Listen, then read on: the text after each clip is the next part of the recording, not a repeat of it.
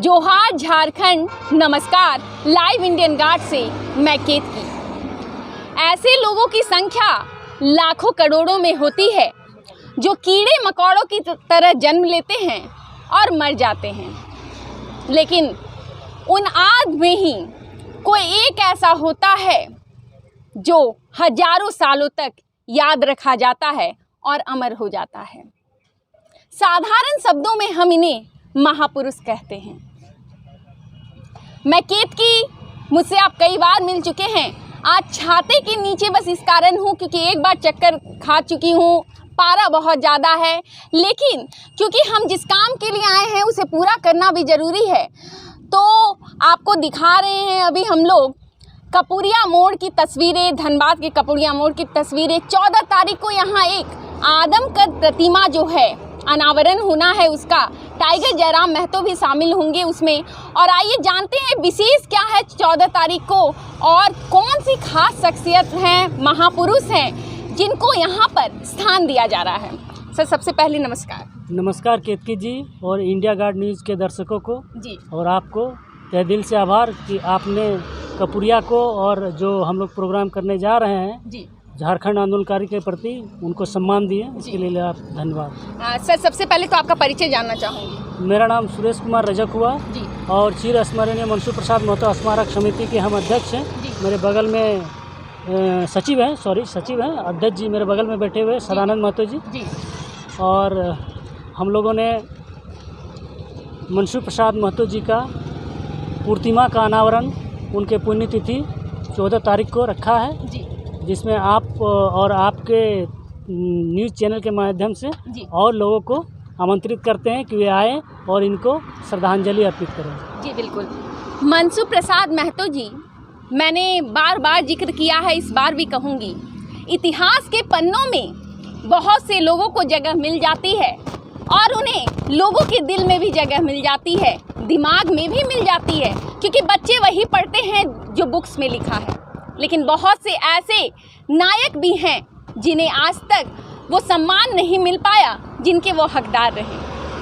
और यहाँ पर जिन महापुरुष की आदमकद प्रतिमा जो यहाँ पर स्थापित की जानी है उनके बारे में जानते हैं। सबसे पहले बताइएगा, जिनकी यहाँ पे प्रतिमा लगाई जा रही है, क्या हाइट होगी या किस तरीके की प्रतिमा यहाँ पर लगाई जाएगी?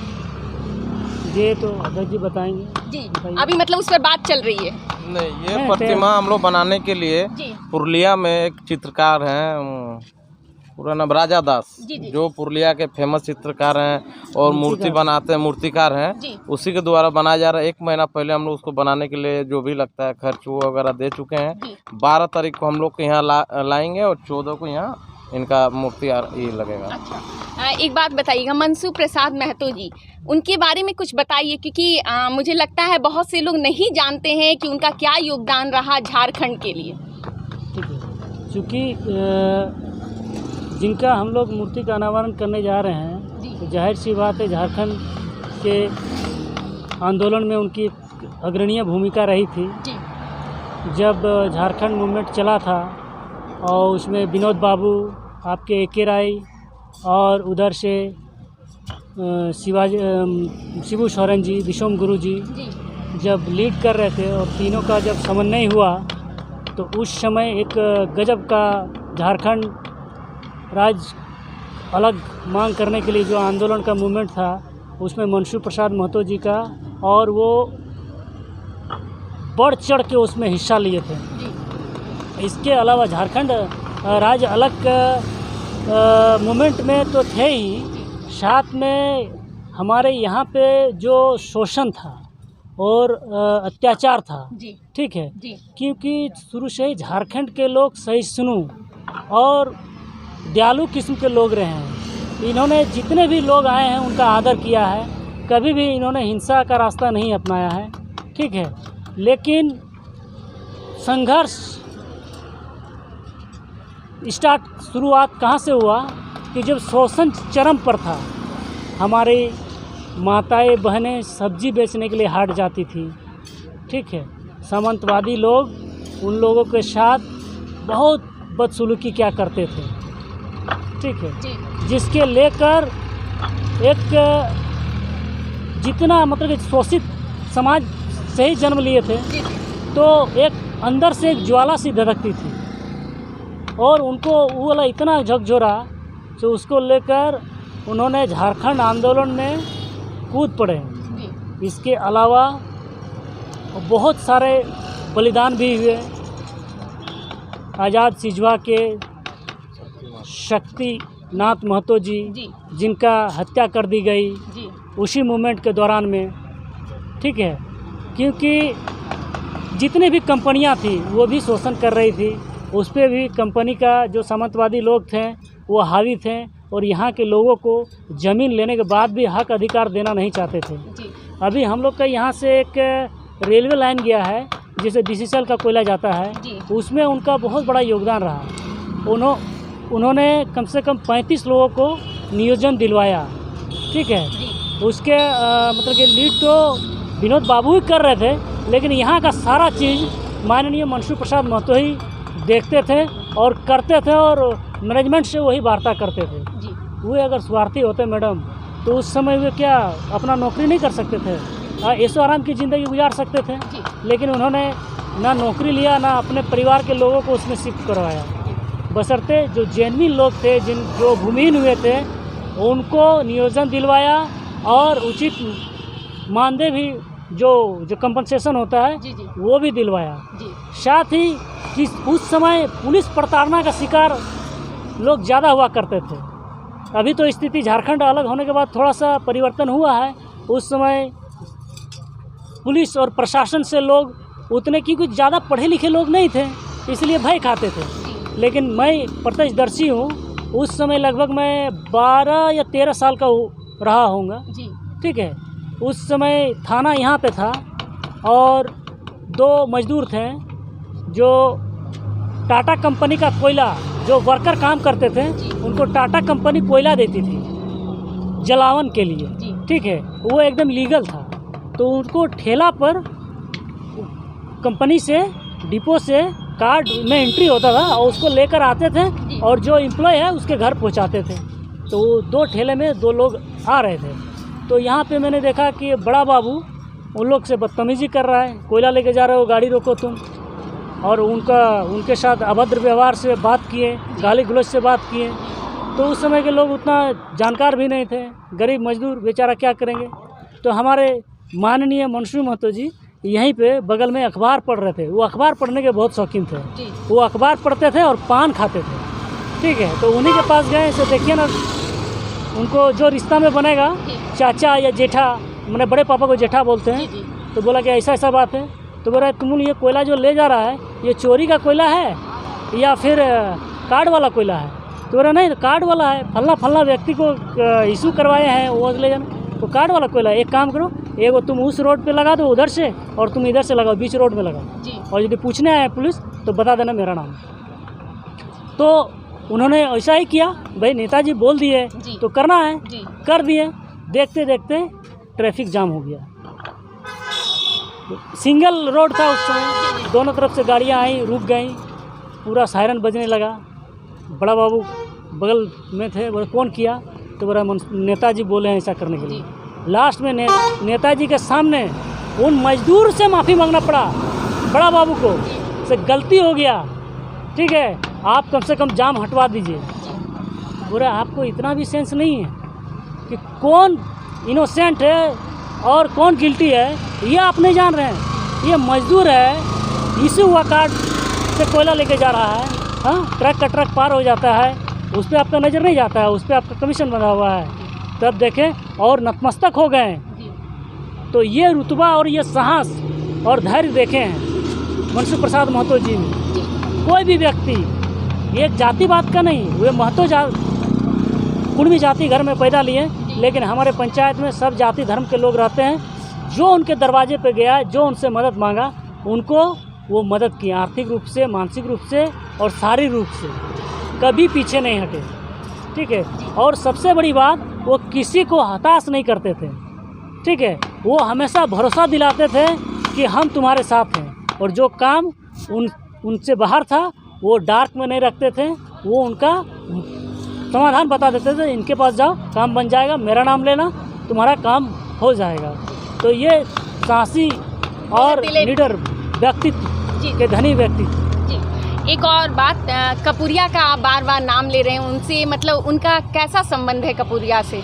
कपूरिया से बहुत गहरा संबंध है। यहाँ पे आप मेरे अलावा किसी और का भी बाइट लीजिए, जो लोग उनको जानते हैं वो किसी न किसी रूप से उनको प्रभावित किए होंगे, कभी न कभी उनको किसी रूप से वो मदद किए होंगे। ठीक है, वो छल और कपट नहीं था।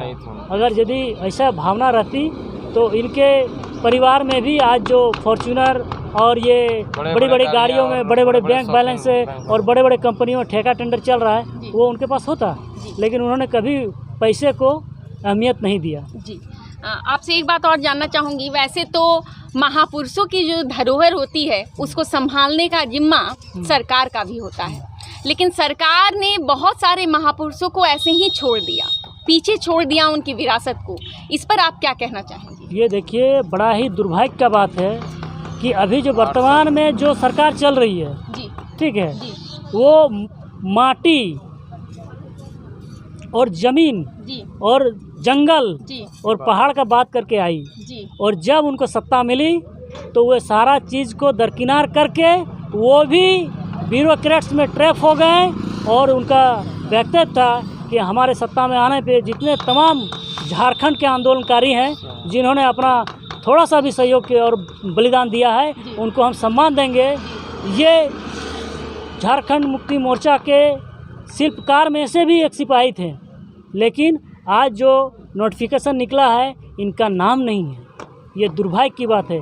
इसी से हम लोग की अंतरात्मा जागी और बोल के सरकार जो काम नहीं कर रही है वो हम करेंगे, और आज नहीं तो कल झारखंड सरकार को, माननीय मनसू प्रसाद महतो को वो सम्मान और वो अधिकार देना होगा।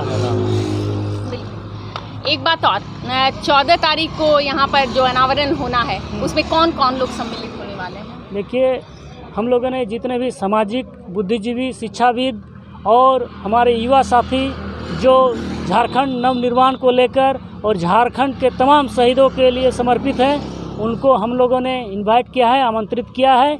इसके साथ साथ ही हम लोगों ने सोशल मीडिया के माध्यम से भी, व्हाट्सएप हो चाहे आपका फेसबुक हो या ट्विटर के माध्यम से भी हम लोगों ने ये इनका जो आमंत्रण है वो दिया है लोगों को।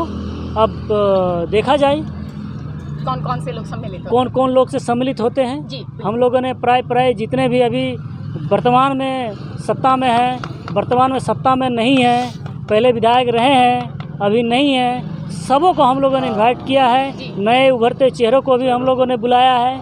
ठीक है, काहे कि महापुरुष किसी एक पार्टी और एक समाज का नहीं होता है, वो पूरे समाज का होता है। ठीक है, किसी जाति धर्म से बांध के नहीं रखा जा सकता है। वो अब उन्मुक्त गगन का पंछी है और उनके विचारधारा को कोई भी अडॉप्ट कर सकता है। जी, एक बात और, क्योंकि आप एक स्मारक समिति की बागडोर संभाल रहे हैं, ऐसे में बहुत से ऐसे भी गुमनाम चेहरे हैं जिन्होंने झारखंड को बहुत कुछ दिया, लेकिन झारखंड ने उन्हें आज तक सम्मान नहीं दिया।